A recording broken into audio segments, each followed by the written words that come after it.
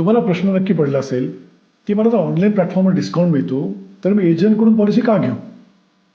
हे जर जाणून घ्यायचं असेल याचं उत्तर तर हा व्हिडिओ शेवटपर्यंत नक्की बघा.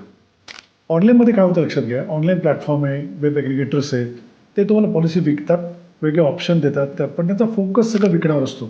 सगळ्यात महत्त्वाचं म्हणजे there is no personal connect at all. तुम्हाला जेव्हा त्याच्या पुढे जो पॉलिसीबद्दल काही काही खाचाखुचा बारीक बारीक जाणीव करून घ्यायची असतात तेव्हा तुम्हाला ती माहिती त्या पद्धतीने सपोर्ट ऑनलाईन प्लॅटफॉर्म नाही मिळत. दुसरी गोष्ट तिथे काही पर्सनल कनेक्ट तुमचा नसतो.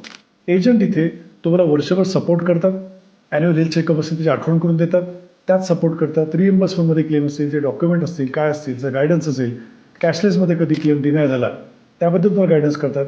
कंपनीशी तुमच्या वतीने भांडतात सुद्धा. हे सगळं हवं असेल तर नक्कीच तुम्ही एजंट प्रिफर करा, कारण एजंट तुम्हाला पर्सनलाइज सर्व्हिस देईल आणि 24/7 तुम्हाला सपोर्ट द्यायला तयार असेल. याबद्दल तुमचं काय मत आहे हे कमेंटमध्ये नक्की सांगा.